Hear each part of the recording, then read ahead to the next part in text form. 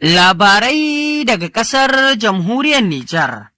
Shugaban ƙasar Nijar Janar Darme Abdurrahman Chani a ƙarƙashin jagorancinsa ya gabatar da zaman majalisar ministoci, inda a wannan zama ne aka tattauna akan ƙudurin dokoki da zartar da wasu hukunce-hukunce a fadar shugaban ƙasar tare da ministocin ƙasar baki ɗayansu, ciki har da Firaminista Ali Lamin Zan da sauran ministoci da suke ƙasar ta Nijar.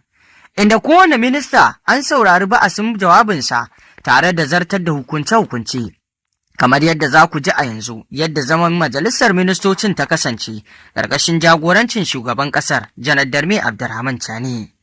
Duka waɗannan abubuwa da aka tattauna, an tattauna su ne tare da zartar da hukunci domin ci gaban ƙasar jamhuriyar Nijar da kuma burin nan na tafiyar CNSP na cewar sabuwar tafiyar ƙasa ta ci gaba da bunƙasa. Da fari zaman majalisar ministocin ne ya fara wato kan batu a kan wannan cikar ranar 'yancin kai da za a gudanar. A ranar 26 ga watan Yuli na shekara ta 2026, a dangane da haka zaman majalisar ministocin ya yi kira ga dukkanin 'yan ƙasa ilahirinsu gaba ɗaya kwansu da kwarkwata a ƙasar Nijar ɗin, walau kai musulmi ne walau Kirista, to a shirya wannan sallah da za a yi gudanar da bukukuwanta wajen yin addu'o'i domin Allah subhanahu wa ta'ala ya kawo ci gaba da tsaro da kwanciyar hankali a ƙasar. A dangane da haka ne taron majalisar ministocin ya ba wa gwamnoni amanna da sauran dukkan wasu masu riƙe da makamai. Haka zalika da shugabannin ƙananan hukumomi kan kowanne ya shirya addu'o'i na alƙunutu domin yin addu'o'i ga wannan ƙasa ta jamhuriyar Nijar. Duka addu'o'in dai domin Allah ya kawo tsaro da kwanciyar hankali da damuna mai albarka da ci gaba a ƙasar Nijar. Haka zalika su ma ƙungiyoyin fararen hula an yi kira gare su shirya tarurruka na musamman domin ci gaba da wayar da kan al'ummar ƙasa wajen wannan tafiya ta ƙasa da kuma dukkan abubuwan da wato aka sa a gaba domin wayar da kan al'umma, kishin ƙasa da kuma kishin dukkan abin da yake na dawwammamen ci gaban ƙasa. Musamman wajen wato wayar da kan al'umma kan me ake nufi da jamhuriya, haka zalika da me 'yancin kai ke nufi, domin al'umma su san abin da ake kai da kuma ina aka taho ina za a dosa. Haka zalika da gudunmawar da ya kamata kowane ɗan ƙasa ya bayar domin ci gaban wannan ƙasa ta Nijar. Da kuma zancen gina Nijar sabuwa Rufandasiyan, wadda a yanzu ita ce babbar tahiya da aka ɗauka domin 'yanci ya tabbata, wato ba irin 'yancin da turawan Faransa suke batun sun bayar ba. Wannan sabuwar tafiyar ƙasa sabuwar tafiya ce ta dawwammamen 'yanci domin kowane ɗan ƙasa, jikoki da jikoki da za su zo nan gaba su tashi cikin 'yanci ba irin na kakannin baya ba.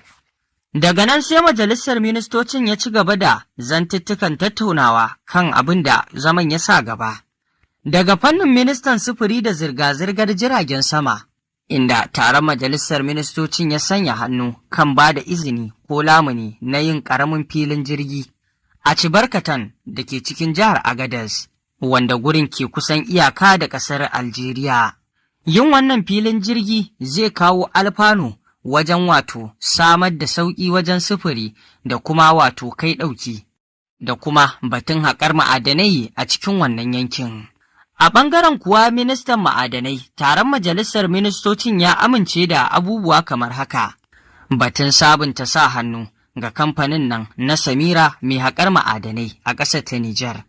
wanda yake gudanar da aikinsa a yankin Gotai wato cikin jihar Talabiri. A wannan sabon lasisi da aka sabunta wa kamfanin na Samira, ana sa ran zai haƙo ton 83,887 na zinariya a tsawon lokacin da zai yi yana gudanar da wannan aikin, tare da shigar da kuɗi wato miliyar 96 na sefa, da kuma aikin yi ga matasa 400, da kuma wato haraji wanda za a zubawa wato gwamnati, da haka zalika kamfanoni waɗanda suke a cikin ƙasa za su samu harkoki da yawa. Idan kuwa muka je ta fuskar ofishin ministan man fetiri, taron majalisar ministocin ya amince da ƙudurin doka kamar haka. Sanya hannu kan ƙudurin dokar da zai ba wa Nijar da 'yan Nijar cin gajiyar arzikin wannan man fetiri da Allah ya huwace. Idan kuwa muka je fuskar wato minista wato na kwadago da ma'aikatu na gwamnati, taron majalisar ministocin ya amince da ƙudurin doka na sauya wasu sauye-sauye ga doka mai lamba 2027-26 ta ranar 23 ga watan Yuli na shekara ta 2007, wadda ta shafi babbar dokar tafiyar da ma'aikata ta gwamnati. Idan jama'a ba su manta ba, majalisar ministocin ƙasar nan a taronta na watan Maris na shekara ta 2026 ta ɗauki matakin cewa idan za a ɗauki ma'aikata na gwamnati ba tare da yin jarabawa ba, to a fifita ‘ya'ya da wato jikokin wato jami'an tsaron da suka rasa rayukansu a filin daga cikin gwabzawa tare da tabbatar da tsaro a ƙasar nan ta Nijar. Haka zalika da ‘ya'yan farar hula wanda hare-haren ta'addanci ya ritsa da rayukansu, amma fa duka sai in sun cika ƙa'idojin da doka ta ba da umarni.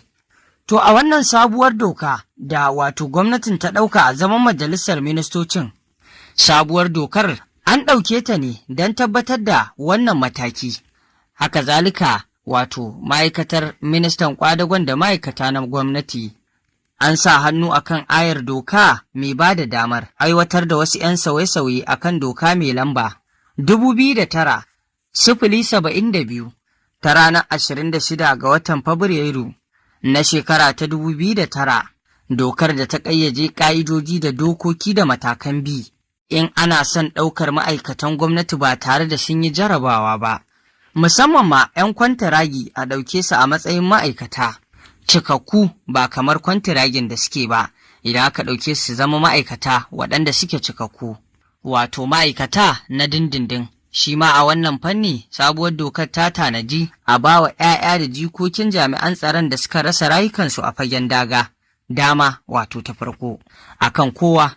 da kuma farar hular da hare-haren ta'addanci ya ritsa da iyayensu. Duka waɗannan za a fi ba su fifiko a cikin 'yan kwantiragi idan za a ɗauka a matsayin ma'aikata na dindindin muddin sun cika ƙa'idar da ya kamata a ɗauke sun. Amma idan ba su cika wannan ƙa'idoji ba, to ba za a yi la'akari da ɗaukan nasu ba. A ɗaya fuskar kuwa taron majalisar ministocin ya saurari wato mambobi na gwamnatin cikin wasu al'amura, inda aka saurari jawabin ministan noma da kiwo Colonel Alhaji Usman, wanda ya yi bayani akan halin da damunar bana ke ciki. A farkon damunar, ministan ya ce gwamnati da abokan wato hulɗa masu hannu da shuni sun samar wa manoma da iri, takin zamani da kuma magani na kashin ƙwari da kuma abincin dabbobi, kuma ya ce zuwa yanzu ruwan sama na saukowa akai-akai yadda ya kamata yadda ake bukata. Ya ce har ma hatsi ya fara hawan kara a wasu yankunan na cikin ƙasar. A kudancin ƙasar musamman ma kamar wato gunduman nan ta Kance da Magarya, Madarumfa, Falmai da dai sauran gurare da ministan ya lissafa. A fuskar ƙwari masu lalata kayan gona kuwa, ministan ya ce babu wata matsala mai iya tada hankali tunda dai gwamnati ta ɗauki matakai waɗanda suka dace. Inda ya ce a fannin kiwo kuma a jimilce ya ce ciyawa ta fara samuwa duk da dai akwai 'yar damuwa a yankin arewa wato yankin makiyaya. A fannin ambaliyar ruwan sama kuwa ministan ya ce gwamnatin nan ma ta ɗauki matakai na shirin ko ta kwana game da kai ɗauki da kuma ko cututtukan dabbobi idan cuta ta ɓulla. Sai kuma majalisar ministocin ta saurari ministan wato man fetiri Hamadu Tinni, wanda yawa mambobin gwamnatin batu akan wato batun samar da man fetiri musamman ma gazol a ko'ina cikin faɗin ƙasa. Wannan ya biyo cece-kucen da mutane suka yi a kwanakin baya a game da abin da suka kira ƙarancin man na gazol. Haka zalika an saurari ministan matasa, wasanni da motsa jiki da raya al'adu Sidi Muhammad Aliyu game da shirye-shiryen da ake na taron matasa wato Youth Connect Sahel, wanda za a yi a watan Agusta mai zuwa a nan babban birnin Yamai a zauren Mahatma Gandhi, wanda za a fara shi 10 ga watan. Taro ne wanda matasa da dama na yankin Sahel za su halatta domin tattaunawa akan batutuwa da dama, musamman ma rashin aikin yi ga matasa ko kuma gudunmawar da matasan ka iya bayarwa wajen samar da zaman lafiya da sauransu. Sannan a ƙarshe an saurari jawabin ministan gine-gine Colonel wato Muhammad Salisu, wanda ya wa sauran mambobin gwamnatin jawabi akan aikin gyare-gyaren hanyoyi da ma'aikatarsu za ta yi, kamar gyaran hanya mai tashi daga Maraɗi zuwa jihar Damagaran, mai nisan kilomita 232, da ma inda aka kwana kan gyaran hanya wadda ke tashi daga Hamɗara ta je Washa ta wuce Dingas har ma zuwa iyaka da Najeriya, da sauran ayyuka iri-iri na gyaran hanyoyin da ministan ya magana. Wannan dai shine cikakken zaman majalisar ministocin kamar yadda muka kawo muku yadda zaman ya wakana. Wannan dai yana ɗaya daga cikin ci gaba da samar da abubuwa na walwala ga 'yan ƙasa da majalisar ministocin suka tattauna a kai ƙarƙashin jagorancin shugaban ƙasa Janar Darme Abdurrahman Chani. Allah Ubangiji ya ƙara kawo albarkatu da tsaro da kwanciyar hankali a wannan ƙasa ta Nijar da ma ƙasashenmu na musulunci baki ɗaya. To masu saurari ƙarshen rahoton kenan, me za ku ce kan waɗannan batutuwa? Ku dangwala mana alamar subscribing sannan ku danna ƙararrawa, domin haka ne zai ringa ba ku damar sanar da ku